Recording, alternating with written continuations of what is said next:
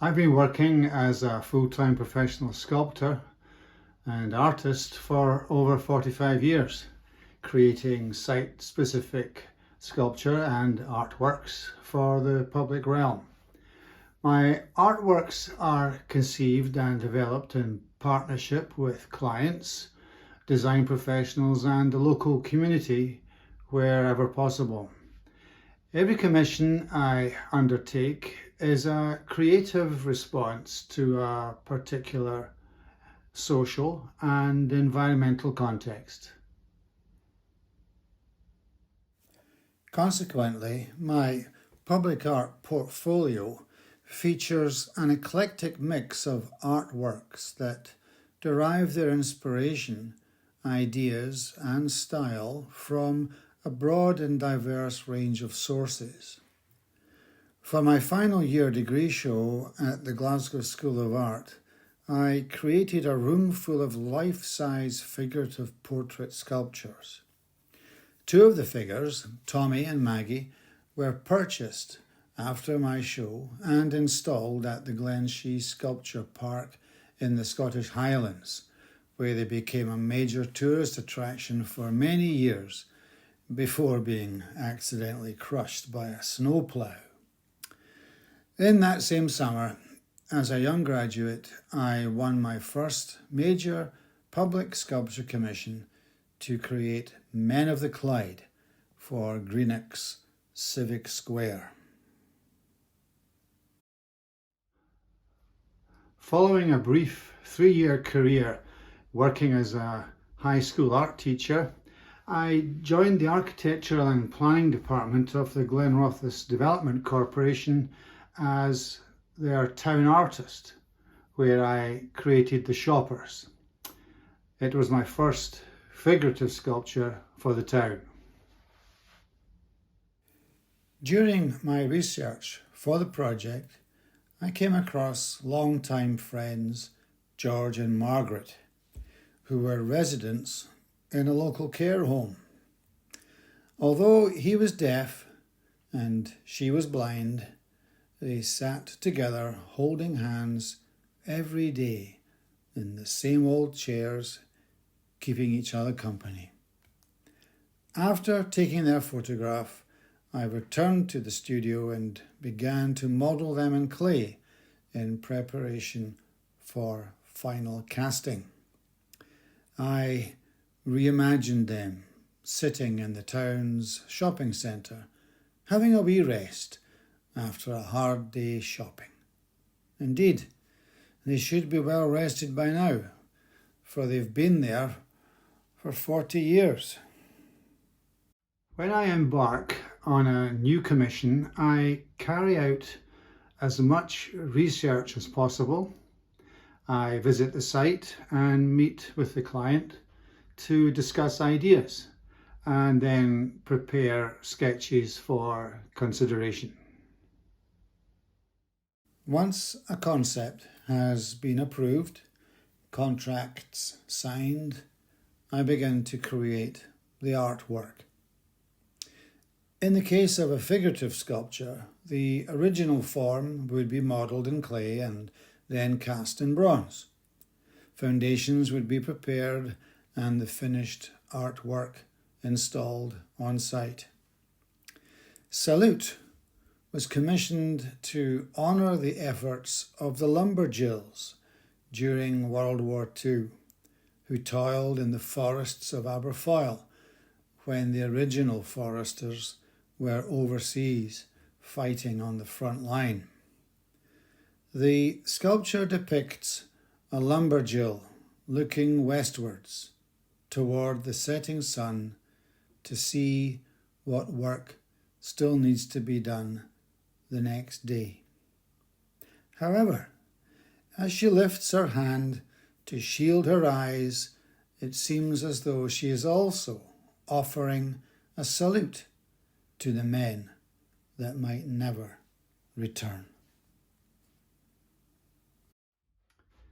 Depending on the aims and objectives of a commission, I endeavour to conceive and create artworks that inspire, inform, or even entertain. The Dream is one such artwork that I feel is truly inspirational. The sculpture shows us how to respect and live in peace with our neighbours, near and far, by holding tight to the bonds of friendship.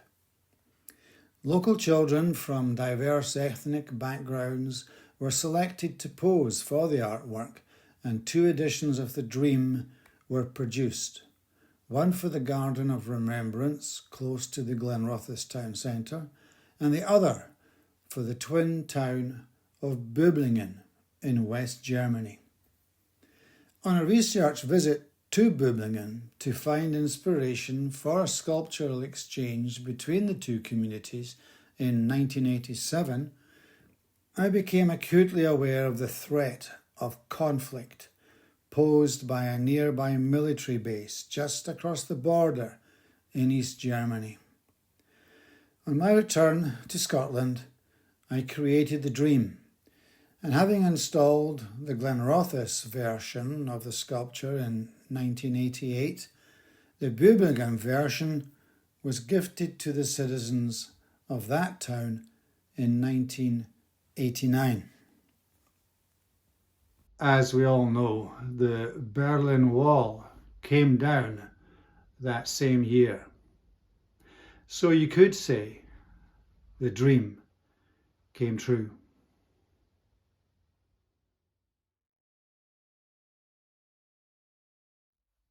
On Ayres High Street, there is a cross of inlaid cobbles on the ground, marking where the town's busy fish cross market used to be.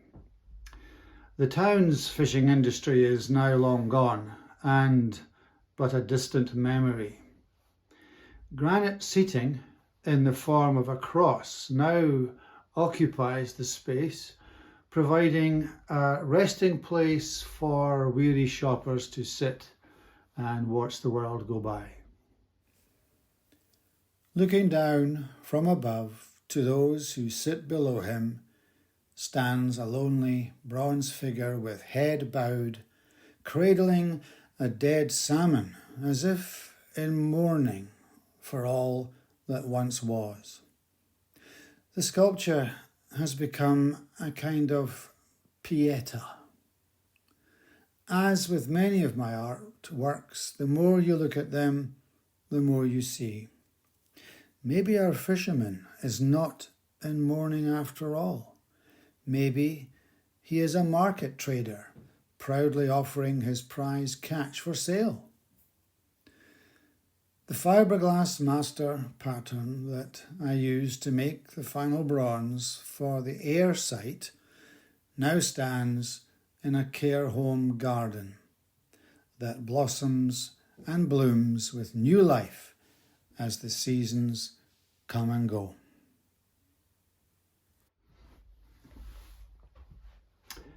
Every project I undertake presents new challenges and opportunities. Sometimes I'm given the opportunity to create an artwork that's entertaining and fun. Willie, the cheeky kid from Auchenshugel, who never grows up and never grows old, has entertained us all for generations. Here he is, aiming his pea shooter at the back of Robbie Burns's head, with his wee pet moose Jimmy peeking out from inside his school bag. I was delighted when asked to create a bronze portrait of the wee fellow to sit on the wall outside Dundee's McManus Galleries a few years ago.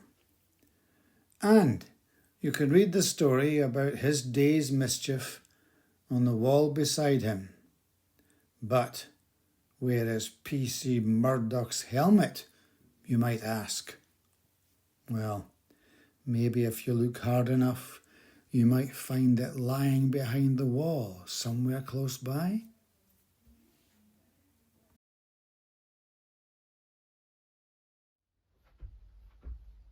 Sometimes during the early stages of a commission, when initial ideas are discussed and maybe a more ambitious and exciting outcome than was previously anticipated becomes possible as new options are explored.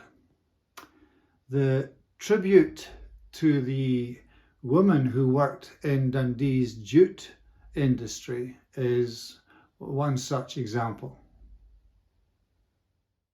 What started as a modest idea to create a sculptural group of mill workers standing in the middle of a newly built, wide-open civic space evolved into something much more impactful after exploring some creative options.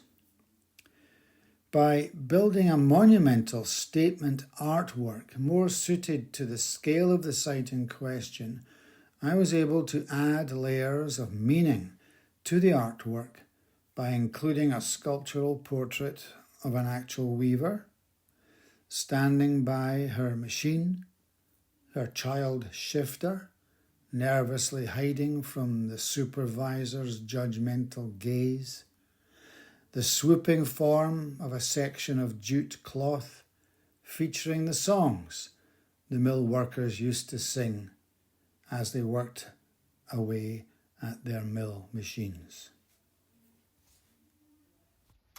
There are no shortage of statues depicting the rich and famous, perched on elevated plinths high above our heads in our cities and towns. I believe art should be accessible, involving, meaningful, and rewarding for those who are willing to come up close and engage with the story that is being told. Sometimes, in order to tell the full story, something more than just a standalone figure is needed. Providing a physical context for the figure to inhabit enhances the viewer's experience and promotes a better understanding of what is being presented. A successful public art commission, therefore, is a collaborative effort that produces a memorable and positive outcome for all concerned.